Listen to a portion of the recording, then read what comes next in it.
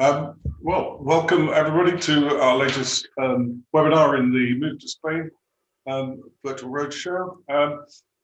Today we're going to look at, first of all, the Costa del Sol, and then we'll follow on with the sort of southeast of Spain, followed by the northern Costa Blanca. The Costa del Sol, which is the first one here, is one of the most popular areas for British tourists. British expats seeking a new life in the sun. And I'm joined by Jason Wild of Marbella Connection, who will take you through one of the most popular areas, the attractions of each, and what sort of properties are available, as well as then giving you an idea of the current state of the market in the region. So, welcome, Jason. Perhaps you could start telling us a bit about yourself, the Marbella Connection, and the area that you cover. Sure. Yeah, well, the Marbella Connection, the concept was actually something that developed over time. I was involved early in real estate transactions with friends wanting to buy, on the Costa del Sol. Once I moved here in 2000, they then wanted help with financing and legal and tax matters, and things developed from there. And hence the name, the Marbella Connection. It was based on the work itself. So off the back of this, I was given referral business, and by helping many other people start a life over here. It was all designed really for people that needed a trusted contact that can advise where to get what they need through first-hand experiences and in a language they can understand. So the Marbella Connection also has a network of professional contacts that can offer all manner of different services that are associated with the actual buying process of home ownership. So we're a real estate company that is based centrally along the Costa del Sol itself. We're in the town of San Pedro, which is part of Marbella, and from here we cover sales across the entire coast of the Costa del Sol, which really sort of spans an area of about 160 kilometres along the south of Spain. Okay, could you, perhaps we could start off by sort of saying, going over which are the most popular areas for British expats to move to, and then we can perhaps go into detail about each one. Yeah, I mean, you've got your traditional ones that the people tend to favour and know, but I guess kind of going from sort of the airport and west. I mean, that is predominantly there is a section of the Costa del Sol east of there, but it's not really an area I do a lot with Torrux and that kind of thing. But Malaga City is thriving at the moment. It's offering some really good promotions that are available in and around the town centre. There's always a market for Benalmadena Costa, Mijas Costa. The brand, obviously, that's associated with Marbella never seems to diminish. Benahavis has been strong in the last 10 years or more. And then you've got Estepona, which is very well documented in a lot of the, reality TV programs that are currently running. So yeah, those are probably the most popular here and now. Okay, well, perhaps we could now sort of look at a bit more about each of these areas. So what are the main attractions of each? What draws people to them? What sort of properties they should expect? Perhaps you could give us an idea of the price range that people can expect if they're buying a villa or apartment. Perhaps we could start with Malaga City. Yes, okay, so Malaga's, steeped in history. Not a lot of people are aware that, Malaga associate the area with the airport and the football team, I think, quite often. So, but it's got a great tradition. There's the popular historic old town districts. You've got castles, you've got Roman ruins, you've got the cathedral. You've got the fact Picasso has his origins there. So there's a museum dedicated to him. You've got the port. There's a new shopping precinct within the port, and then you've got the traditional district behind. And obviously the gastronomy of the area is well known, and there's a lot of places that are condensed into where you can go and eat and drink. The Costas, which I sort of relate to, Benalmadena and Mijas. Benalmadena's Costas is like a long promenade, a boating marina, a great choice of bars, restaurants, the sandy beaches, and the Pueblo, which has got its narrow back streets. Now,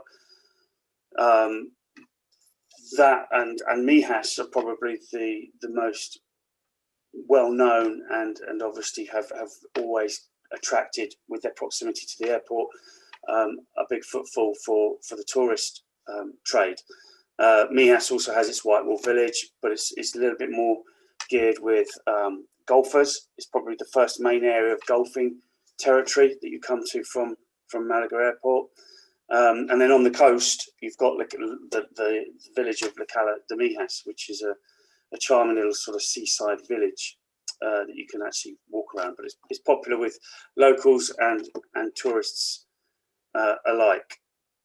I'm going to come on to the sort of the pricing in a moment. It's probably easier if I just run through the areas. Then you've got the Marbella area, which many will not go anywhere else. So, I mean, they consider this to be the place to be. So you've got many well-known hotspots, the famous hotels, the restaurants, you've got beach clubs and bar areas, and the port of Puerto Banús is sort of synonymous with a lot of it. But there's other prime areas within Marbella that would be sort of the Golden Mile, Nueva Andalusia, Puerto Banús, as I say, and that really sort of, they tend to come more at a premium. The Marbella, the town, is actually quite understated. It's quite low key. It's mainly still Spanish residents, and it still maintains the culture despite being a big tourist attraction. It's got a charming old town as well, with the cobbled streets you associate with the picture postcard sort of scenery, and it's got miles of beach promenades. So it's a typical seaside town.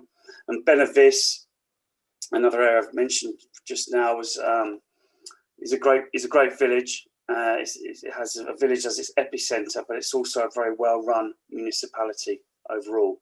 But it's a little bit more inland, so it's got sort of more countryside and boasts, again, some fantastic golf courses, hillside walks. It's a little bit more set off of it. It doesn't have its own beach area.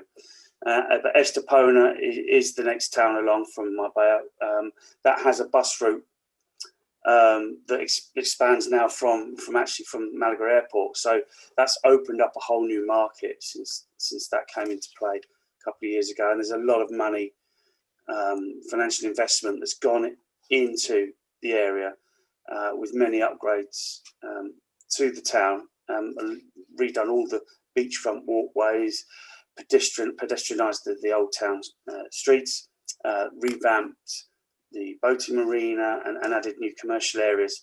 They've even built a new sports and leisure village with athletics tracks and football pitches for the community. And the sort of the other areas of note, continuing west, I guess, would be Casares Manilva. This includes Duquesa, La Duquesa, which is it has a golf course and a marina, and then leading into sort of Sota Grande, which for me is like a bit of a hidden gem. It's packed with its boats yet again. It has some of the most famous golf courses, and it's one of the few places where you can actually play polo, and that's just 15 minutes from Gibraltar Airport, which people should consider, I think, when coming from the UK. The airport there is very functional. So, so going into the pricing side of things, with Malaga City's got different districts that make the city up. So you have property options in all areas. Central Old Town Historic Quarter. You've got the residential district, which is to the east of the port. Waterfront option, spanning the width of Malaga City. Then the town centre has property amongst the commercial area. And then the others that cater for the university campuses are mostly sort of to the west. But that's well communicated by public transport. So even though you're a bit further out of the town centre, you know, it's like living in London, you can still get in and out quite readily. And behind all that, I guess, is sort of the upcoming new development, and that's in the area of Las Colinas, and that offers probably some of the best views for the area. So I guess apartments, some of the sort of more entry-level student accommodation, studios to two-bedroom apartments would start around 130,000 euros in Malaga, right up to sort of 3-4 bedroom luxury suites and penthouse properties. They'd be up at the 400,000-600,000 mark, and then on the outskirts you'll get the larger accommodation in the form of townhouses starting from say 650 and villas from 1.2 plus. Benalmadena Costa, the apartments there, obviously it's geared more towards the holiday home. It's littered in and around. Apartments are sort of all through the golf courses, and the beach and the port area. So there's plenty of accommodation available there. The larger of that would be probably more focused around Torremue Compania, and they have some really very nice views. You pay for a villa there between 600,000 to typically about 1.2 million, and that would depend on the proximity to certain things, the orientation, overall condition, of course. And outside of that, for Benalmadena Costa, other areas of note, I would say, would be Arroyo de la Miel and the Pueblo itself. That's more urban living, but the majority of the accommodation are apartments. And those typically start at around 140,000, 160,000 for a two-bedroom. Mijas Costa, that's an area that represents good value for money. You're able to buy apartments from perhaps 140,000, an independent villa, you're looking from sort of 450. La Cala de Mijas is nearer the beach, so the price level tends to be a little bit above that, but obviously with it becomes like there's less supply of property, so it's a smaller area, and with it being closer to the beach, it also commands higher investment. So moving then into sort of Marbella as an area, this is obviously somewhere that's associated with luxury, higher end real estate wise. Namely, you'd kind of be looking at the Golden Mile, urbanizations of Sierra Blanca, Cascadas de Camajan. There's also Nueva Andalucía, and Puerto Banús itself has the marina part, and then Marbella town centre. So that's a different product altogether, and there's some great properties in and around the old town, and also the beachfront promenade. But all the property within this postcode, is probably at a premium, higher than anywhere on a like-for-like accommodation basis. So you'd have typically a two-bedroom apartment starting at around 300,000. That wouldn't be, doesn't need any work, and then villas would be from about 1.4 million up to sort of 4 or 5 million quite easily for the higher end homes. And so the Benahavis, as I mentioned, doesn't have the coastline, but it is very picturesque. Plenty of greenery, as I mentioned, countryside, golf courses. If it's a little bit more sort of inland that people want, this is an excellent option. There's a number of high-end properties, modern build, gated urbanizations, that kind of thing is typical there. And the prices have risen. Last 10 years, it's been very much the buzz place to invest, an area that's benefited a lot from really the forward-thinking town planning. But the developments remain quite low density.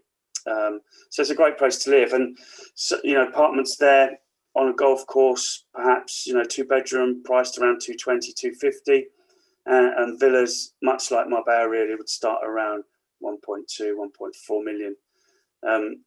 However, there was a mansion mansion property sold just in the last few weeks. It's in La Zagaleta, which is a golf resort part of Benahavis. And it's just been, and deal was done there for, I believe, well, it's on the market at 32 million. So I'm not sure quite what the eventual agreed sales price was, but as you can imagine, you've got two complete ends of the spectrum there. Estepona, you've got the town centre option. There's quite a bit of modern apartment complexes actually being rejuvenated and rebuilt, but you've also got new build urbanisations that are available just on the edge of town. So, there's a short walk to the beach in either of these options, but, the gated community with the pool and the underground parking, they tend to be the more preferable ones. And they offer some great views to the coast as well. So, clients love that as an option. Guide prices for a 2-bedroom there, I would say, would be sort of start around 280,000 for like a modern apartment. And that increases to around 500,000 for a 3-bed. So yeah, that would be an overall of the prime spots. Right. So overall, I mean, which are the sort of areas that were regarded as sort of up and coming, the popular areas? Well, over the last few years, a lot of investment has gone into the infrastructure within Estepona itself, something I mentioned there.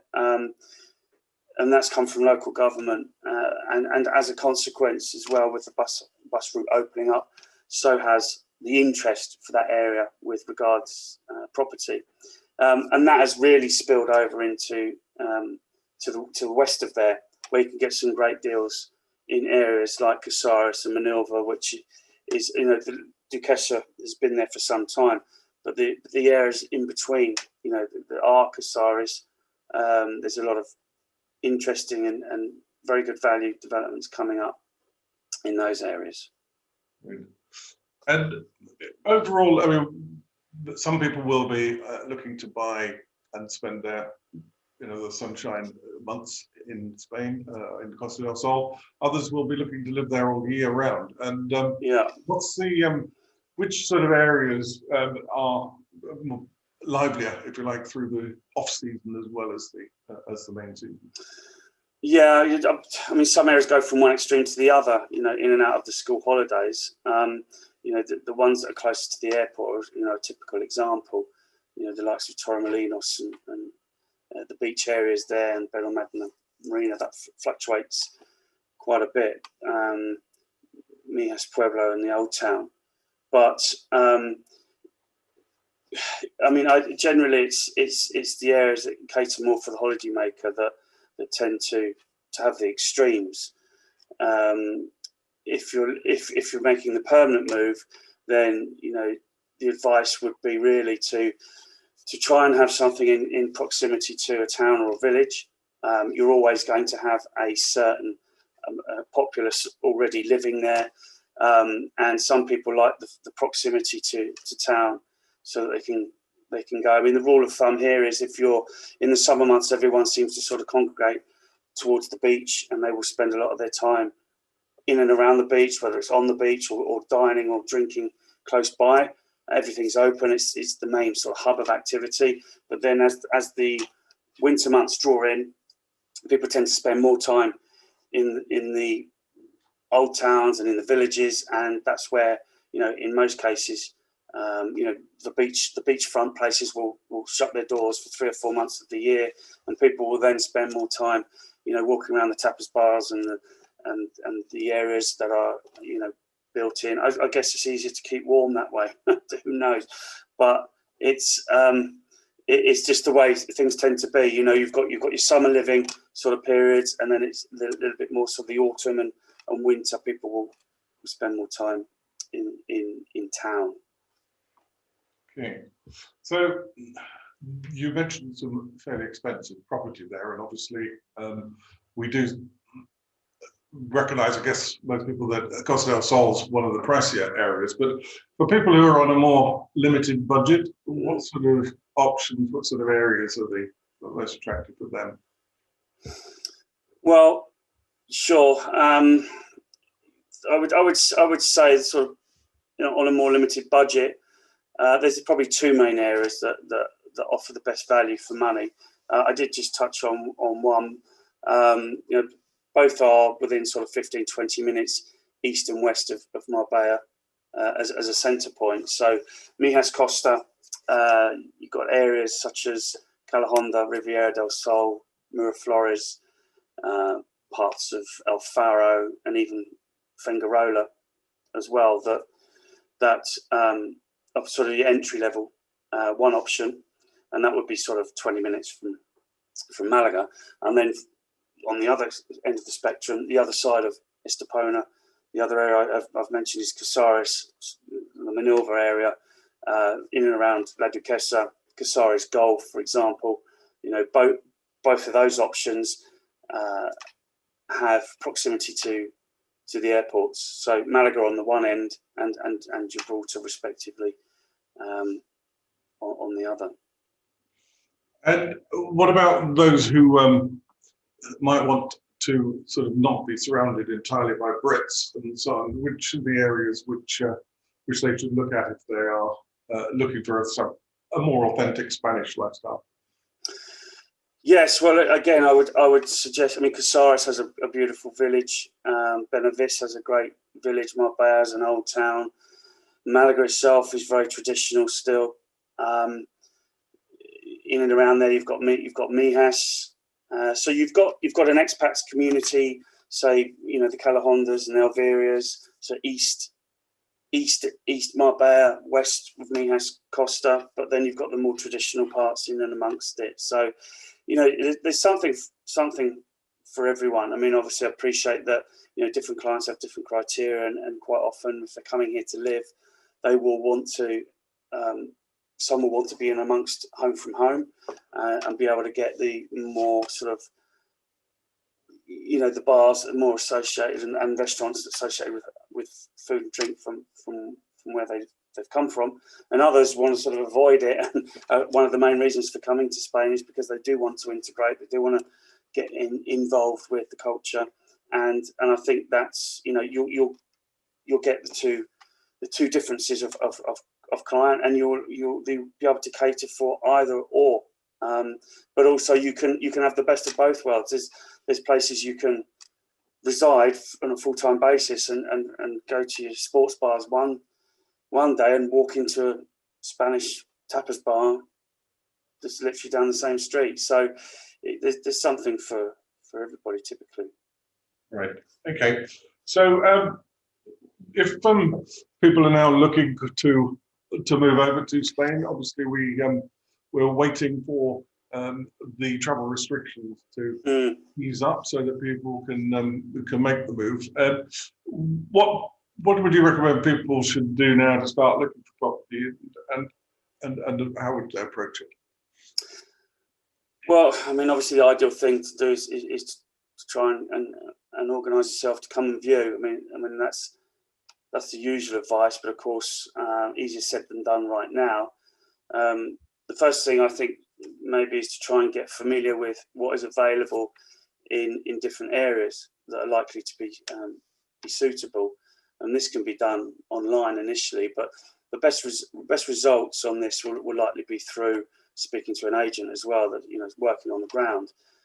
Then start to focus on the type of property, any other criteria that's important to the client, and get talking to someone who has experience in the areas. You can build a rapport and start getting some sound advice, and by working with them, you can start to shortlist perhaps suitable property and prepare an appropriate itinerary for when travel does lift. So you'll be able to get, you maximise the time that's spent while you're over here. I think it's important. So good planning helps when you are sort of looking at property, and that is to be concentrated on the things that are going to be of interest.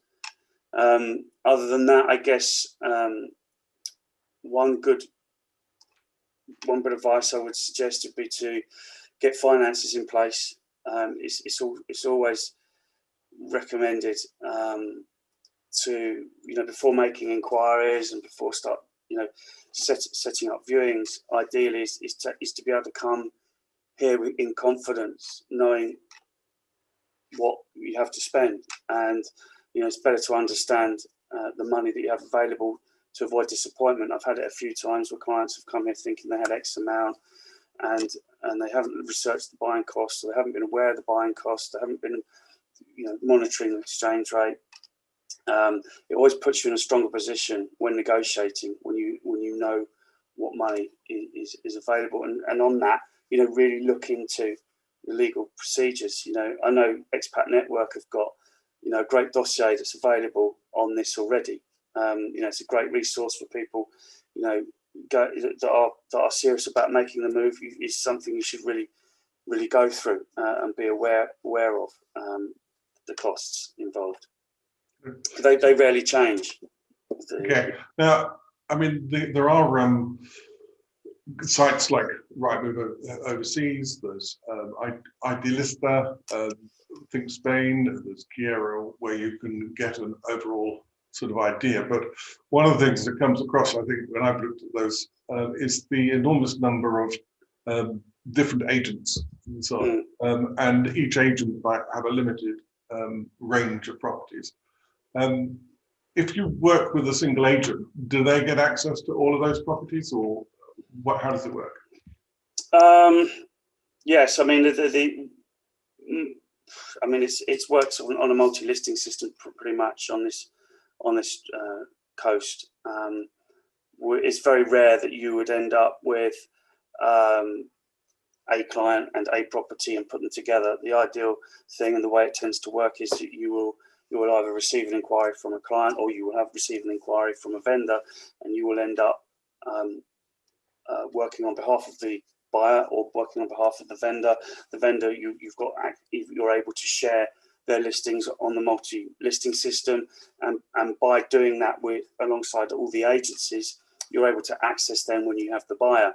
So the way we tend to work, is to establish early, in the case of a buyer, is, what are their key fundamentals, behind the purchase, and what a client's preferences. So one good way is to sort of ask, what are the three must-haves in your mind that you're set on, and this isn't involving budget as such. And what are the three must-nots? People have certain things that they really can't face living in or around. So if you could make a short list of that, then you can start to build a picture as to what then people might,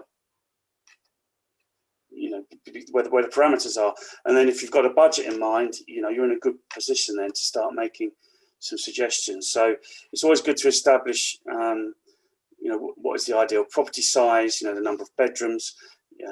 Maybe they've got a certain desire to be close to the beach, or they might be a golfer, or there's certain amenities. Some people, when they get here, they don't want to have to get into a car to go shopping. They don't want to have to, they'd prefer to walk to go to a restaurant or a bar. Is there anything about the property layout or the overall distribution that is important? Orientation, the outlook from a property, the overall condition. Some people are prepared to sort of change bathrooms and kitchens, they don't mind. Others just want to key ready, walk in, literally unpack and get the delivery driver in and move on. The immediate area is also important. Accessibility to a property. Sometimes things they look great online, but they might be down a track or something. So an agent will be able to help in all these aspects, and by having the communication, they will get a clearer picture, and the experience that they have, it should be applicable to each client. And that's what kind of makes our job so interesting, is because no two clients are ever the same. The properties are there, but it's our job to start to narrow it down and present these things accordingly. And that can be done online. You haven't got to be here. So it is good to start to narrow the process down, so that when they arrive, it's all all done, already prepared, planned, and an itinerary prepared. And in terms of the way that you work with people, Jason, are you obviously help them find the property? Is that is it sort of, there's the property, let's discuss what you need, why you need it, all the sort of points you just made, and then buy it and off we go? Or well, I mean, people should consider. I mean, think about what their motives are themselves to buy. I often think people sort of go shopping online and they don't really consider what it is they need. You know, as I said, all clients are different and require different things. So it's really a case of trying to focus on what's right for them. I mean, different budgets obviously come into play. You know, sometimes a budget can actually decipher where the best places are to look, but a client still needs to have a good idea. I mean, if they're coming in permanently, if they've got children, proximity to schools. If they're retiring, perhaps they just want to be able to walk to the newspaper shop, or maybe they want to have to take the dog for a walk along the beachfront. You know, everybody has a different criteria, but it's what's important to them that helps, and to communicate that with somebody who has experience to apply that into what is effectively a tangible product that will open up areas. Certain areas will get ruled out based on the client's criteria. Some other areas will get ruled out based on the client's budget. But there'll be something for everybody. Okay, well, let's just sort of take a look a bit more at the sort of broad market, if you like. I mean, obviously, what we've seen over the recent months with the travel restrictions and the COVID must have had an impact. Are we sort of seeing that hitting prices, or are we seeing prices carry on? And what do you expect to happen over the coming months? Well, I mean, it's fair to say that, you know, the changes in the freedom of movement have impacted the market most by sheer nature of the number of viewings having been reduced. It's affected sales. You know, without seeing the property, it's unlikely for most people to commit to things. You know, all agents have been offering virtual viewings. There's differing levels of success with that, of course. It's rare really for a buyer, as I say, to be buying on that basis. So yeah, of course, it's impacted sales simply because there are less people here, and less viewings means less offers going in, and therefore sales have been affected. But interestingly, though, the rate of sales to viewings hasn't really varied. So, which means for me that the market is still operating at the current pricing. You know, we haven't seen prices falling. You know, the expectations really locally. I mean, I can't speak for Spain as a whole because, you know, I'm dealing with the Costa del Sol, but the demand for property on the Costa del Sol is, you know, being a tourist destination, is always been strong and is as strong as ever. You know, I mean, there's indices that I've seen this month suggesting that, you know, the interest hasn't waned, especially in the luxury end of the market. So, thankfully and quite deliberately, you know, I live here where people, you know, always want to spend time. The reason I like being here is the same way other people are gravitating to here, and it's why I've chosen this coast above all anywhere else to operate. So the area has been hit before. It always seems to bounce back.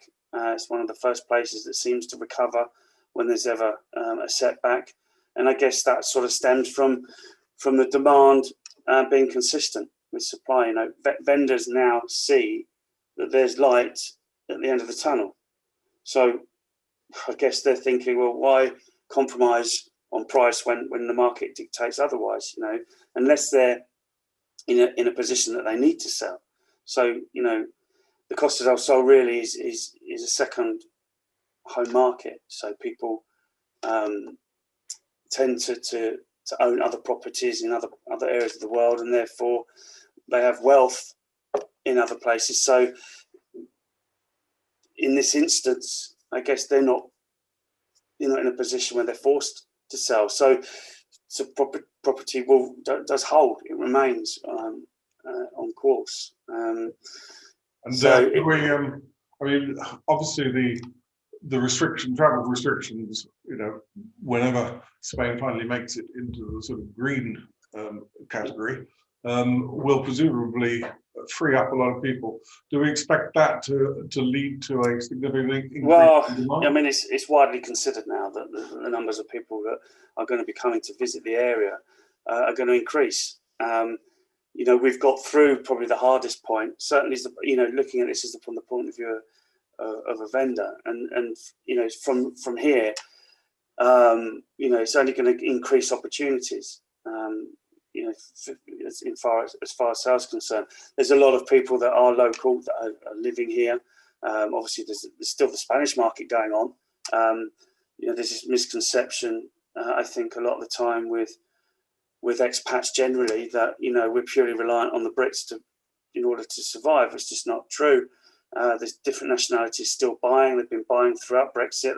Brexit had nothing to do with them, and likewise, the COVID crisis has restricted movement. But we still have people that are buying and selling that live here permanently and have lived here all their lives. So there is still movement. But of course, when you add expats to the pot, then the opportunities increase. So yeah, I think we're out of the hardest point at this stage. Okay, well, thank you very much for that. And I think we will be going into detail about the buying process, how to finance it on Wednesday. We'll also be looking at the rental market. And later this morning, we are going to be looking at the southern Costa Blanca and the Murcia area. And then after that, the northern Costa Blanca with Joanne Alderton. So thank you very much, Jason. And thank you. See you again. Thank you. Thanks very much for joining us. Okay, cheers.